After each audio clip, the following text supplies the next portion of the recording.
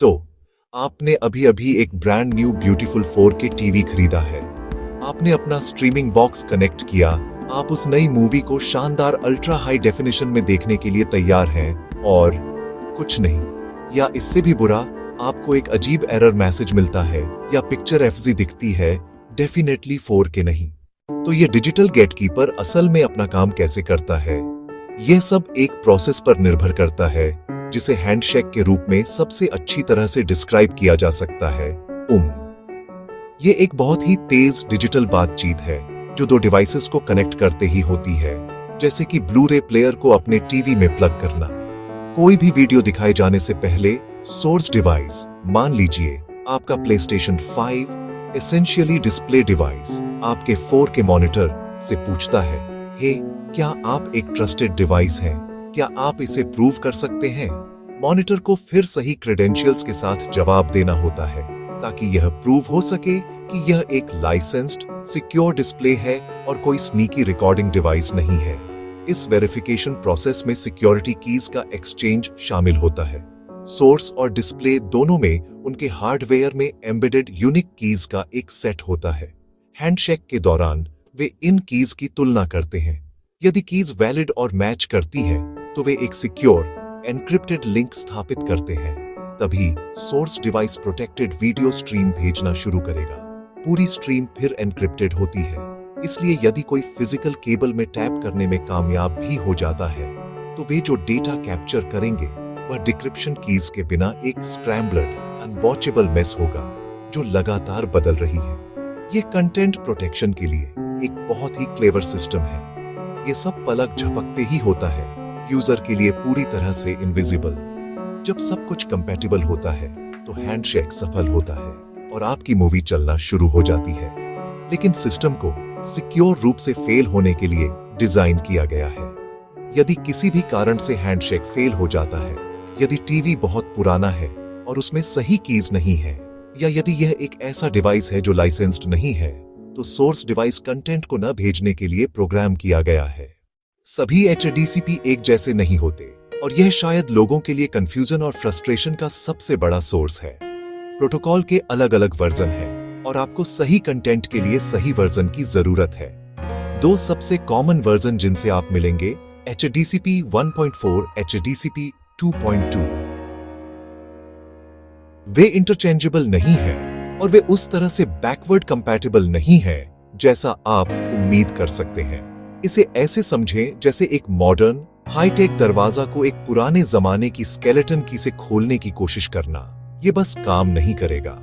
HDCP 1.4 पुराना standard है। इसे फुल HD या टन्स ICP कंटेंट के एरा के लिए डिजाइन किया गया था। सालों तक यह बिल्कुल ठीक था। 2013 या 2014 से पहले बने ज्यादातर devices, TV, Blu-ray player, PS3, Xbox 360, इसने HD कंटेंट को प्रोटेक्ट करने का अपना काम किया और ज्यादातर लोग इसके बारे में सोचते भी नहीं थे।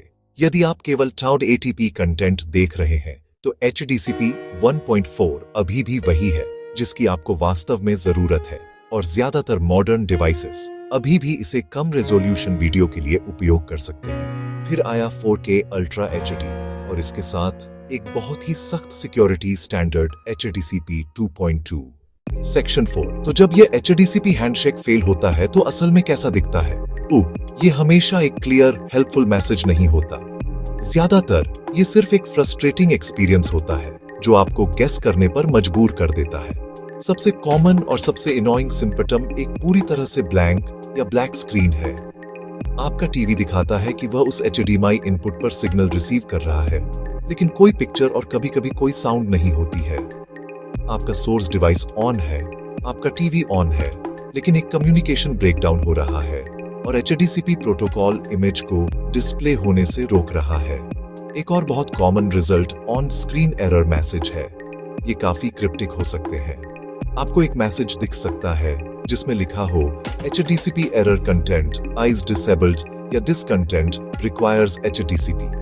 कभी-कभी यह ज्यादा स्पेसिफिक होगा जिसमें लिखा होगा कि आपका डिस्प्ले कंटेंट दिखाने के लिए ऑथोराइज्ड नहीं है। नेटफ्लिक्स उदाहरण के लिए NW48 जैसा एरर कोड दिखा सकता है। ये मैसेज आपके लिए सबसे बड़ा क्लू है कि आपकी चेन में कहीं HDCP कंप्लायंस इश्यू है। ये सिस्टम आपको बता रहा है कि आपके कंपोनेंट्स में से एक सिक्योरिटी चेक में फेल हो गया। शायद सबसे सूक्ष्म और चालाक परिणाम साइलेंट डाउनग्रेड है। इस सिनेरियो में आपको ब्लैक स्क्रीन या एरर नहीं मिलता है। इसके बजाय वीडियो बस एक लोअर रेजोल्यूशन में चलता है, टिपिकली 1920x1080। सेक्शन 5, आपको अपने सेटअप को इंडिविजुअल डिवाइसेस के रूप में नहीं बल्कि एक चेन के रूप में सोचना होगा। उस चेन की हर कड़ी को आवश्यक HDCP वर्जन के अनुरूप होना चाहिए, खासकर 4K के लिए। यदि एक भी कड़ी कमजोर है तो पूरी चेन टूट जाती है। जिन 3 मुख्य प्रकार के डिवाइसेस की आपको जांच करने की जरूरत है वे हैं सोर्स, डिस्प्ले और उनके बीच में आने वाली कोई भी चीज जिसमें केबल्स भी शामिल हैं। आइए इसे तोड़ते हैं। सबसे पहले आपका सोर्स डिवाइस है। यहीं से वीडियो सिग्नल निकलता है।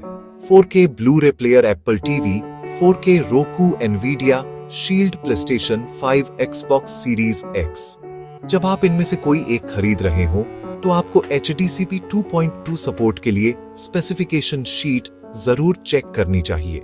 यदि यह सपोर्ट नहीं है तो आप शुरू करने से पहले ही फेल हो जाएंगे।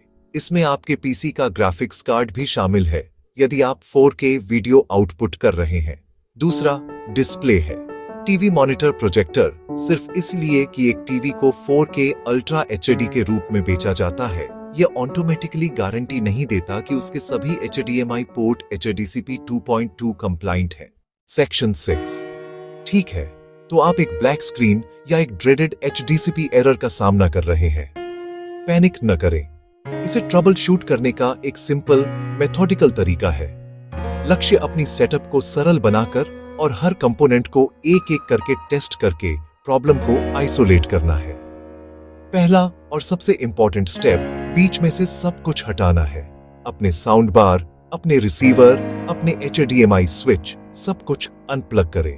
अपने सोर्स डिवाइस जैसे कि आपके एप्पल टीवी को लें और इसे सीधे अपने टीवी में एक बहुत अच्छी हाई स्पीड HDMI केबल का उपयोग करके प्लग करें।